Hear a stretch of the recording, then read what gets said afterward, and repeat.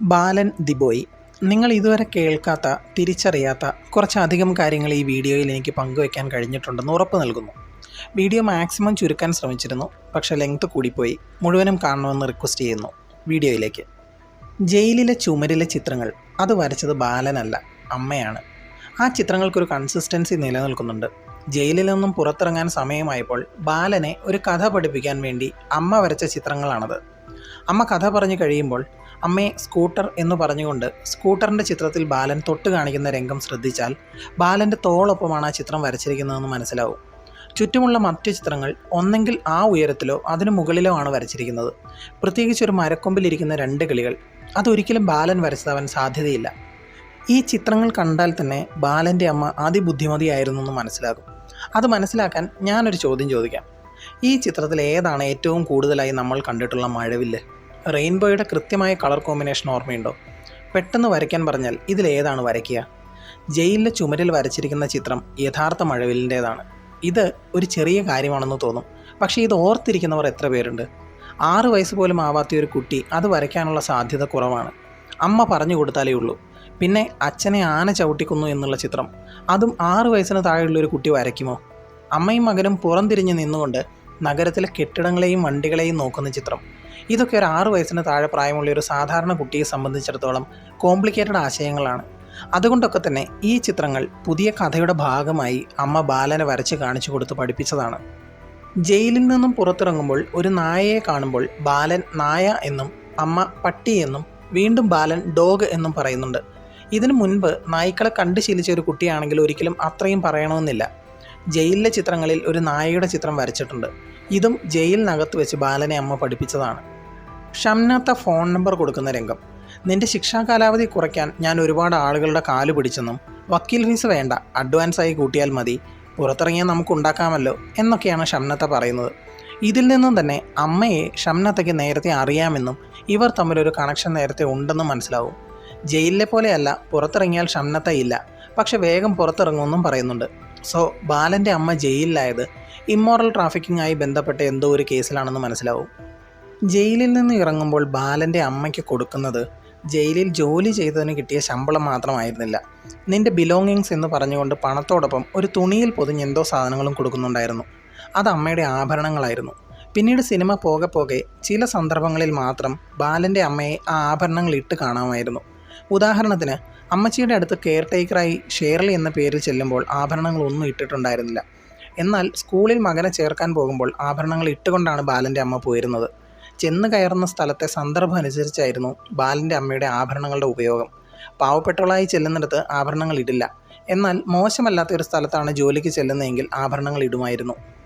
Jail superintendent ബാലൻ്റെ അമ്മയെ ഉപദേശിക്കുന്നത് ഇനി നോക്കിയും കണ്ട് ജീവിക്കണമെന്നും നിങ്ങൾ ചെയ്യുന്ന കുറ്റങ്ങൾക്ക് പാവം ഈ കുട്ടികൾ കൂടിയാണ് ശിക്ഷ അനുഭവിക്കേണ്ടി വരുന്നത് എന്നുമാണ്.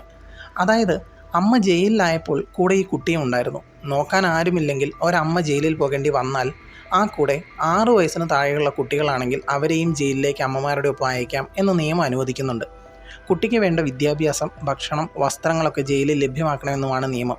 പക്ഷേ 6 വയസ്സ് കഴിഞ്ഞ കുട്ടികളാണെങ്കിൽ ഇങ്ങനെ അമ്മയോടൊപ്പം പ്രസൻറ്റിലേക്ക് അയക്കില്ല. ഇവിടെ ബാലൻ 6 വയസ്സായിട്ടില്ല എന്ന് ഇതിലൂടെ ഉറപ്പിക്കാം. ജയിലിൽ നിന്നും ശിക്ഷാ കാലാവധി കഴിഞ്ഞ് പുറത്തു പോകുന്ന എത്ര ആളുകൾക്ക് ഇതുപോലെ വലിയൊരു ബാഗും അതിൽ നിറയെ സാധനങ്ങളും കാണും? ഇതുവരെ ബാലനെയും അമ്മയെയും കാണാൻ ആരും ജയിലിൽ വന്നിട്ടില്ല എന്ന് ജയിൽ അധികാരി പറയുമ്പോൾ മനസ്സിലാവും. അപ്പോൾ ആരും വന്നിട്ടുമില്ല, ഒന്നും കൊണ്ടുവന്ന് കൊടുത്തിട്ടുമില്ല. പിന്നെ എങ്ങനെയാണ് ഈ ബാഗും സാധനങ്ങളും ബാലൻ്റെ അമ്മയുടെ കൈവശം വന്നത്? അറസ്റ്റ് ചെയ്യപ്പെട്ട സമയത്ത് ആ ബാഗും അതിലെ സാധനങ്ങളും കൂടെ ഉണ്ടായിരുന്നെന്ന് വേണം കരുതാൻ. അത് കൂടെ കുട്ടിയുള്ളത് കൊണ്ടുകൂടിയാണ്. ബാലൻ ജനിച്ചത് ജയിലിൽ വെച്ചാണോ അല്ലയോ എന്നുള്ള ചോദ്യം ഒരുപാട് കേട്ടിരുന്നു. എൻ്റെ അഭിപ്രായത്തിൽ ബാലൻ ജനിച്ചത് ജയിലിൽ വെച്ചല്ല. അമ്മൂമ്മയോട് പറയുന്ന കഥ പോലെ തൻ്റെ ഭർത്താവിനെ കൊന്ന കേസിൽ ജയിലിലായതാണെങ്കിൽ കേസിൻ്റെ വാദവും ശിക്ഷയും എല്ലാം കൂടി മിനിമം 14 വർഷമെങ്കിലും കാണും. അതിൽ ഗർഭിണിയാണെന്നുള്ള പരിഗണനയൊന്നും ഉണ്ടാവില്ല. ഏത് വക്കീൽ എങ്ങനെ വാദിച്ചാലും അത് 6 വർഷമായി കുറയ്ക്കാൻ കഴിയുമെന്ന് തോന്നുന്നില്ല. ബാലന് സത്യത്തിലൊരു നോർമൽ ലൈഫ് ഉണ്ടായിരുന്നു. പോലീസ് സ്റ്റേഷനിൽ നിന്ന് ഇറങ്ങിപ്പോകുമ്പോൾ ജയിൽ ഗേറ്റിൽ നിൽക്കുന്ന പോലീസുകാരിക്ക് കൈവീശി ടാറ്റ കൊടുക്കുന്ന ചെറിയൊരു ഷോട്ടുണ്ട്. സൊസൈറ്റിയുമായി യാതൊരു ബന്ധവുമില്ലാതെ വളർന്ന കുട്ടിയാണെങ്കിൽ, അതും അമ്മയുടെ സ്വഭാവം അനുസരിച്ച് മറ്റൊരാളുമായി ബന്ധം വെക്കരുത് എന്നും ഇടപഴകരുതെന്നും സ്ട്രിക്റ്റായി പറയുന്ന അമ്മ എന്തായാലും ബാലനോട് ടാറ്റ കൊടുക്കാനൊന്നും പറയില്ല. അതെല്ലാം ബാലൻ പഠിച്ചത് ചെറുപ്പത്തിൽ എപ്പോഴോ ആണ്. ഇതുകൊണ്ടൊക്കെ തന്നെ ബാലൻ ജനിച്ചതിന് ശേഷം ഉണ്ടായ എന്തോ സംഭവത്തിലാണ് അമ്മ ജയിലിലായത്. പോലീസ് ഓഫീസർ നൽകുന്ന പണം പഴയ 1000 രൂപ നോട്ടുകളാണ്. അതുകൊണ്ട് തന്നെ ബാലൻ്റെ അമ്മ ജയിലിൽ നിന്ന് ഇറങ്ങുന്നത് 2016 മുൻപുള്ള ഏതോ വർഷമാണ്. ജയിലിന് പുറത്തെ വേസ്റ്റ് പാത്രത്തിൽ ബാലൻ വേസ്റ്റ് ഇടുന്ന രംഗം. അത് വേസ്റ്റ് ഇടാനുള്ള സ്ഥലമാണെന്ന് ബാലൻ എങ്ങനെ അറിയാം എന്നൊരു ചോദ്യം വാലിഡാണ്. അതും അമ്മ വെറും ഒരു ആംഗ്യം കാണിക്കുമ്പോൾ തന്നെ ബാലന് കാര്യം മനസ്സിലാകുന്നുണ്ട്. ഇത് ജയിലിനകത്തെ വേസ്റ്റ് ബാസ്ക്കറ്റ് കണ്ട് ശീലിച്ചതിൽ നിന്നും ബാലൻ മനസ്സിലാക്കിയതാവാം. എനിക്ക് തോന്നുന്നത് 1-2 വർഷത്തെ ജയിൽ ശിക്ഷ ആയിരിക്കാം അമ്മയ്ക്ക് കിട്ടിയത്. ഇനി ചുമ്മാ ഒരു ഡീറ്റെയിൽ പറയാം, കഥയുമായി ബന്ധമൊന്നുമില്ല. അമ്മയും ബാലനും ആദ്യമായി എത്തുന്ന സ്ഥലം. ഇതാണോ ആദ്യത്തെ സ്ഥലം എന്നൊന്നും അറിയില്ല. ജയിലിൽ നിന്ന് ഇറങ്ങി ദിവസങ്ങൾക്ക് ശേഷമാണ് ഈ ചായക്കടയിലേക്ക് എത്തുന്നത്. ജയിലിൽ നിന്നും പുറപ്പെടുമ്പോൾ ഉണ്ടായിരുന്ന വേഷത്തിലല്ല ചായക്കടയിൽ കയറിയിരുന്ന് ഭക്ഷണം കഴിക്കുന്നത്. രണ്ടുപേരുടെയും വേഷമൊക്കെ മാറിയിട്ടുണ്ട്. സിനിമയിൽ കാണിക്കുന്ന ആദ്യത്തെ സ്ഥലമായതുകൊണ്ട് അങ്ങനെ കരുതാം. ഈ കടയുടെ ഓണർ സുധീരൻ ചേട്ടൻ ഒരു വിജയകാന്ത് ഫാനാണ്. കടയുടെ ഉള്ളിൽ പലഹാരങ്ങൾ വെക്കുന്ന പെട്ടിയിൽ ഒട്ടിച്ചിരിക്കുന്നത് വിജയകാന്ത് സിനിമയിൽ എത്തുന്നതിന് മുൻപ് എടുത്തിരുന്ന ഫോട്ടോഷൂട്ടിലെ ചിത്രമാണ്. അതുപോലെ കടയുടെ പുറത്തെ ചുമരിൽ വരച്ചിരിക്കുന്നതും വിജയകാന്തിൻ്റെ ചിത്രമാണ്.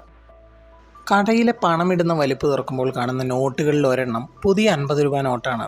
ഇത് നിലവിൽ വന്നത് 2017 ഓഗസ്റ്റിലാണ്. ഇതൊരു മിസ്റ്റേക്കാണ്. കഥ നടക്കുന്ന സമയം 2015 ആണെന്ന് പിന്നീട് ബാലനെ സ്കൂളിൽ ചേർക്കാൻ പോകുമ്പോൾ ക്ലാസ് റൂമിലെ ബോർഡിൽ എഴുതിയിരിക്കുന്ന തീയതിയിൽ നിന്നും മനസ്സിലാവും. അതുപോലെ 2017 നിലവിൽ വന്ന GST നമ്പർ ഒക്കെ പല ബോർഡുകളിലും കാണാം. ഇത്തരം തെറ്റുകളൊന്നും തിരുത്താനുള്ള ശ്രമമൊന്നും ക്രൂ ചെയ്തിട്ടില്ല.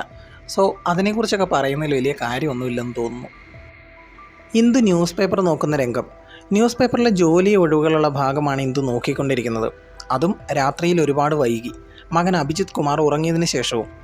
ഈ കടയിൽ നിന്ന് ഇറങ്ങേണ്ടി വന്നാൽ പോകാനുള്ള അടുത്ത വഴിയാണ് ഇന്ദു നോക്കിക്കൊണ്ടിരിക്കുന്നത്. ഈ ഡീറ്റെയിൽ നിങ്ങൾ പലയിടത്തായി കേട്ടിട്ടുണ്ടാവും. പക്ഷേ ഈ സീനിൽ ഏറ്റവും സ്ട്രേഞ്ച് ആയിട്ടുള്ള കാര്യം പേപ്പർ വായിക്കുന്നതല്ല. സർവൈവ് ചെയ്യാൻ ശ്രമിക്കുന്ന ഇന്ദു ന്യൂസ് പേപ്പർ വായിച്ച് പുതിയ ജോലി അന്വേഷിക്കുന്നത് സ്വാഭാവികമാണ്. ഈ സീനിൽ ഏറ്റവും സ്ട്രേഞ്ചായ കാര്യം ഇന്ദു പേപ്പർ വായിക്കുമ്പോൾ പുറകിൽ കത്തുന്ന മെഴുകുതിരിയാണ്. ആ കടയിൽ കറണ്ടും ഉണ്ട്, ബൾബും ഉണ്ട്.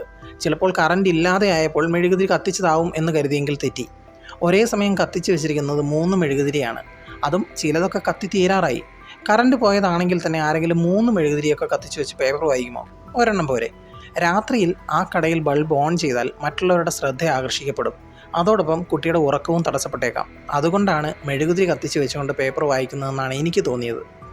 ഇതൊരു ഹിഡൻ ഡീറ്റെയിൽ അല്ല. ഈ പുള്ളി ഒന്ന് മെൻഷൻ ചെയ്യാൻ വേണ്ടി പറയുക മാത്രമാണ്. സുധീരേട്ടൻ്റെ കടയിലെത്തുന്ന കസ്റ്റമറായ ഡ്രൈവർ സണ്ണി. ഇതാണ് ആനന്ദ് ഏകർഷി. 2022 ബെസ്റ്റ് ഫീച്ചർ ഫിലിമിനുള്ള നാഷണൽ അവാർഡ് നേടിയ മലയാളം സിനിമയായ ആട്ടം എഴുതി സംവിധാനം ചെയ്തയാൾ. 4 വർഷമായി ഇങ്ങരുടെ അടുത്തൊരു സിനിമയ്ക്ക് വേണ്ടി കാത്തിരിക്കുന്നു. ആരോട് പറയാൻ, ആര് കേൾക്കാൻ? ഓരോ സിനിമയിൽ ഇടയ്ക്ക് വന്ന് ക്യാമിയോ ചെയ്തു പോകും. ഇന്ദുവിൻ്റെ വരവോടെ കടയിലെ ബിസിനസ് കൂടിയിട്ടുണ്ടെന്ന് കടയിൽ അടുക്കി വെച്ചിരിക്കുന്ന സാധനങ്ങളുടെ എണ്ണത്തിലുണ്ടായ വർധനവിൽ നിന്നും മനസ്സിലാവും. സുധീരേട്ടൻ്റെ കടയിൽ നിന്നും ഇറങ്ങിയ അമ്മയും ബാലനും തുടർന്ന് ജോലി ചെയ്യുന്ന സ്ഥലങ്ങളൊന്ന് നോക്കാം. മെഴുകുതിരി നിർമ്മാണം, തിയേറ്ററിൽ ക്ലീനിങ് സ്റ്റാഫ്, ഹാൻഡിക്രാഫ്റ്റ് കളക്ഷൻ ഷോപ്പിൽ സെയിൽസ് വുമൺ, കൊഞ്ച് ഫാക്ടറിയിൽ worker, beedi factory worker, rubber tapping തൊഴിലാളി, കൺസ്ട്രക്ഷൻ വർക്കർ, വസുദേവൻ്റെ വീട്ടിൽ ഹൗസ് മെയ്ഡ്, അതിനും ശേഷം അമ്മൂമ്മയുടെ വീട്ടിൽ ഹോം നേഴ്സ്. സാധാരണ ആധാർ നമ്പർ 12 അക്കമാണ്. പക്ഷേ വസുദേവൻ്റെ ആധാർ കാർഡിൽ 11 അക്കമാണ് കാണിച്ചിരിക്കുന്നത്. വെറുതെ ഏതെങ്കിലും റാൻഡം നമ്പർ കൊടുത്താൽ പോലും അത് പിന്നീടൊരു പ്രശ്നമാവേണ്ട എന്ന് കരുതി അണിയറ പ്രവർത്തകർ ചെയ്തൊരു ബുദ്ധിപരമായ നീക്കം. അതുപോലെ സിനിമയിൽ കാണിക്കുന്ന ഫോൺ നമ്പറുകൾ മിക്കതും 9 അക്കമേ ഉള്ളൂ. ഇതും നല്ലൊരാശയമാണ്. ഷംനാത്ത വളരെ വേഗത്തിൽ കണ്ടുപിടിച്ച വീടും സ്ഥലവും പോലീസുകാർ കണ്ടുപിടിക്കാത്തത് എന്തുകൊണ്ട് എന്നൊരു ചോദ്യം പലയിടത്തായി കേട്ടിരുന്നു. അതിന് കാരണം പലതാണ്. ഷംനാത്ത ബാലൻ്റെ അമ്മയെ നേരിട്ട് കണ്ടിരുന്നു. അമ്മ കയറിപ്പോയ ബസ്സും കണ്ടിരുന്നു.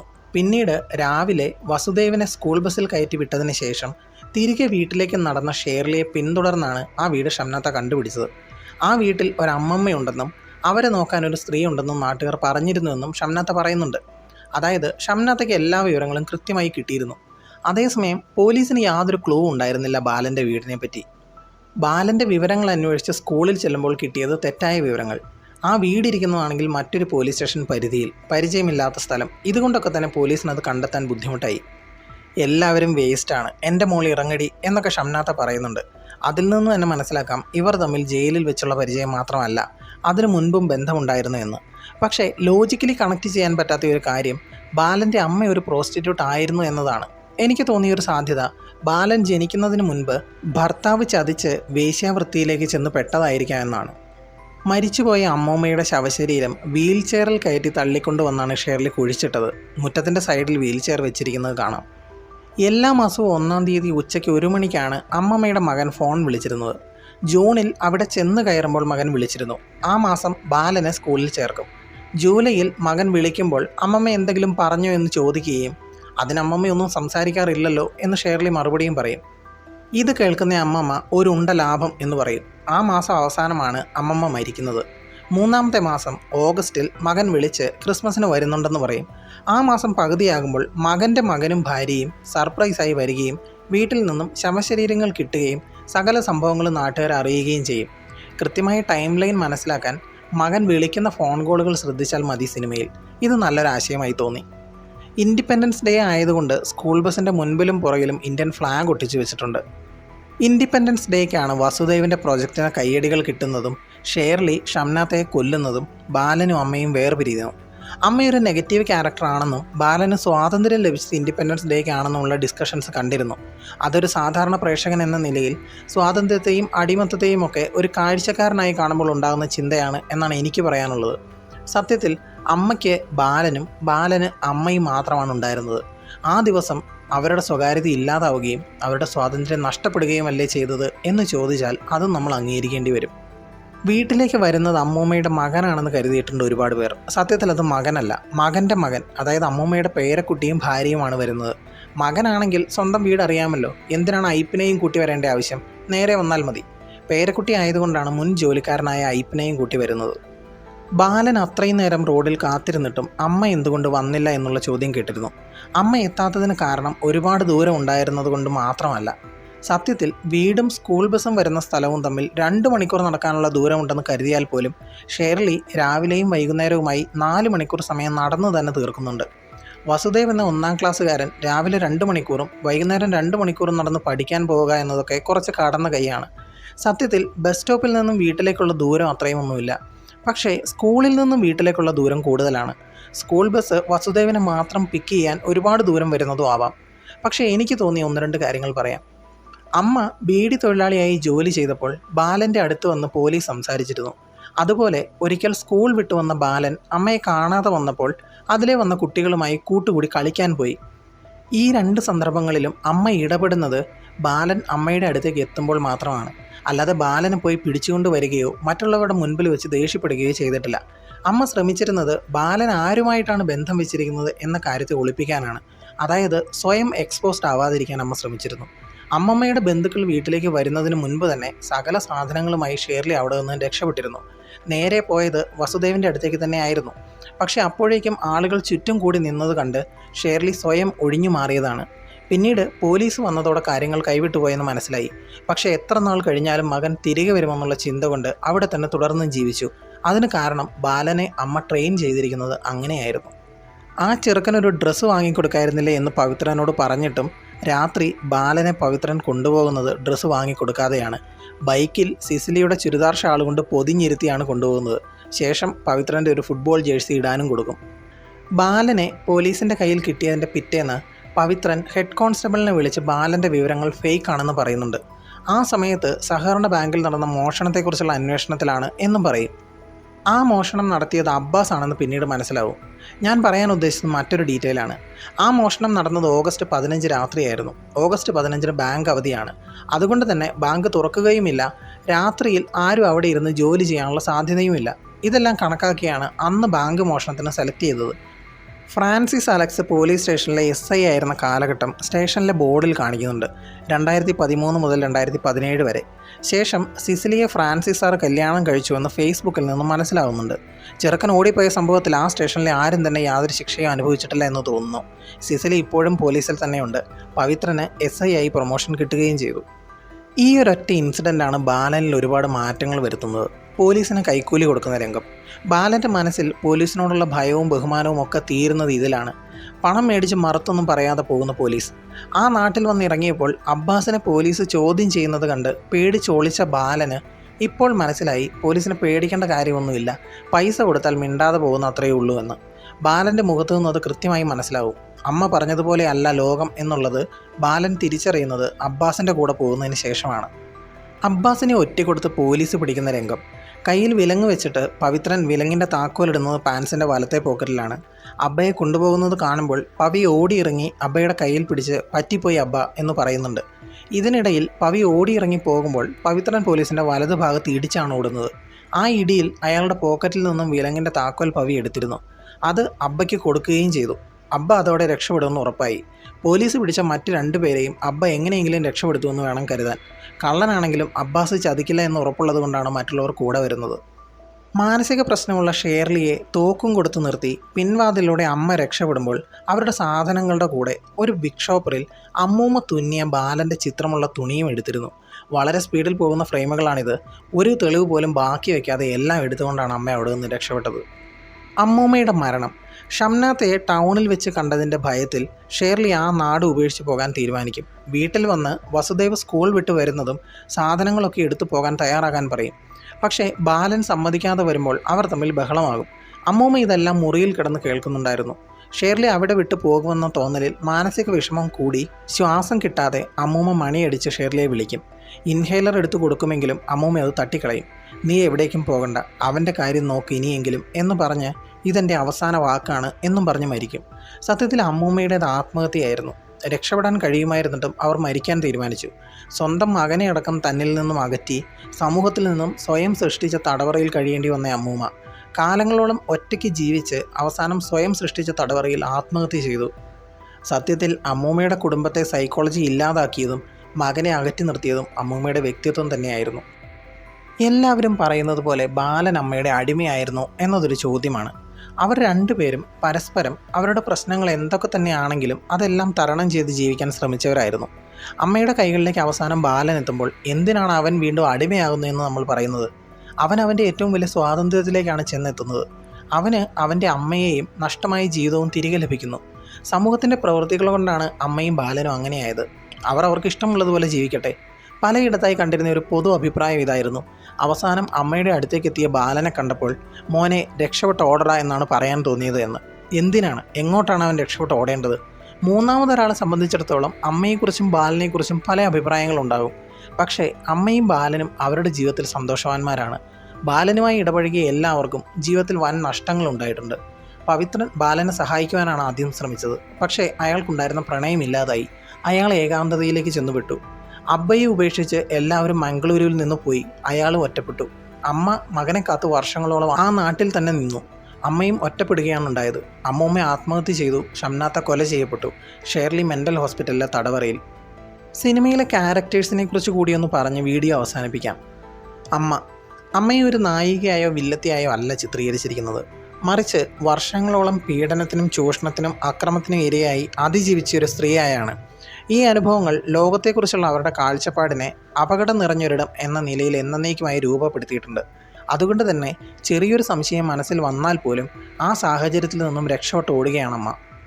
ബാലൻ സ്ഥിരതയില്ലാത്ത സാഹചര്യങ്ങളിൽ വളർന്നത് കാരണം ബാല്യസഹജമായ നിഷ്കളങ്കത നഷ്ടപ്പെട്ട ഒരു കുട്ടിയായാണ് ബാലനെ ചിത്രീകരിച്ചിരിക്കുന്നത്. സാധാരണ കുട്ടികൾ ആർജിക്കുന്ന മൂല്യങ്ങൾക്ക് പകരം അതിജീവനം, വഞ്ചന, ജാഗരൂകനായിരിക്കുക ഇതൊക്കെയാണ് അവൻ പഠിച്ചത്. അമ്മയോടൊപ്പം ആയിരിക്കുമ്പോൾ വളരെ ഡിപ്പെൻഡൻ്റ് ആയതും എന്നാൽ ഒറ്റയ്ക്കായിരിക്കുമ്പോൾ തന്ത്രശാലിയുമാണ് അവൻ. അമ്മ ബാലനെ ട്രെയിൻ ചെയ്തത് അങ്ങനെയായിരുന്നു. അബ്ബാസ് തുടക്കത്തിൽ തൻ്റെ ഇല്ലീഗൽ ആക്ടിവിറ്റീസിനെ ഒരു മറയായി ഉപയോഗിക്കുമെങ്കിലും സത്യത്തിൽ ബാലനോട് ഒരു ഇമോഷണൽ അറ്റാച്ച്മെൻറ്റ് ഉണ്ടായിരുന്നു അബ്ബയ്ക്ക്. കള്ളനാണെങ്കിലും ധാർമ്മികതയൊക്കെ ഉണ്ട്. പവിത്രൻ ഒരു സ്ട്രെയിറ്റ് ഫോർവേഡ് വില്ലൻ എന്നതിനേക്കാൾ അധികാരം കയ്യിൽ കിട്ടിയപ്പോൾ ക്രൂരമായി പക വെച്ചുകൊണ്ടിരിക്കുന്ന ഒരു മനുഷ്യൻ. ചെറുപ്പത്തിൽ കളിക്കളത്തിൽ വെച്ചുണ്ടായ പ്രശ്നം കൊണ്ട് ഒരാളുടെ ജീവിതം തന്നെ ഇല്ലാതാക്കാൻ വർഷങ്ങൾക്കിപ്പുറവും തീരുമാനിച്ച ഒബ്സസീവായി റിവെഞ്ച് എടുക്കുന്നയാൾ. ഷേർലി കൃത്യമായ അന്വേഷണങ്ങളോ വിധി നിർണയമോ ഇല്ലാതെ പ്രതിയാക്കപ്പെട്ട ശിക്ഷ അനുഭവിക്കേണ്ടി വന്ന ഒരു പാവം. അമ്മയും ബാലനും സമൂഹത്തിൽ അദൃശ്യമായി ജീവിക്കാൻ ആഗ്രഹിച്ചവരായിരുന്നു. പക്ഷേ ഷേർലി എന്ന ക്യാരക്ടറിനെ സമൂഹം തന്നെ മറന്നതായിരുന്നു. അമ്മൂമ്മ ഏകാന്തതയിൽ നിന്നും അഗ്രസീവായി മാറിയ കഥാപാത്രം. സ്വാതന്ത്ര്യസമര സേനാനിയുടെ ഭാര്യ. അതിജീവനത്തിനായി ആ പഴയ രാജ്യത്തേക്ക് പോയ മകനെ പൂർണ്ണമായും തള്ളിപ്പറഞ്ഞ് സ്വയം ഏകാന്തത അനുഭവിക്കുന്ന ഒരു സ്ത്രീ. സിനിമയിലെ ഒരു കഥാപാത്രവും ധാർമ്മികതയുടെ പര്യായങ്ങളൊന്നുമല്ല. അവരെ സമൂഹം എപ്പോഴും ഒരു ഗ്രേ ഷെയ്ഡിൽ നിർത്തിയിരിക്കുന്നതായാണ് അവതരിപ്പിച്ചിരിക്കുന്നത്. ഈ സിനിമ കണ്ടപ്പോൾ അവസാനം 2 മരണങ്ങളുടെയും ഉത്തരവാദിത്വം ഭ്രാന്തിയായ സ്ത്രീയുടെ തലയിലേക്ക് ഇട്ടുകൊടുത്ത് സ്വന്തം ജീവൻ സുരക്ഷിതമാക്കിയ അമ്മയെ കാണിച്ച ക്ലൈമാക്സ് രംഗത്തിൽ കൈയടിച്ച നല്ലൊരു ശതമാനം മനുഷ്യർ തിയേറ്ററിൽ ഉണ്ടായിരുന്നു എന്നത് ഓർക്കുമ്പോൾ സിനിമയുടെ മൂല്യം കുറച്ചുകൂടി മനസ്സിലാവും. കൂടുതൽ സിനിമാ വിശേഷങ്ങൾക്കായി ചാനൽ സബ്സ്ക്രൈബ് ചെയ്യൂ. Thanks for watching. Bye bye guys.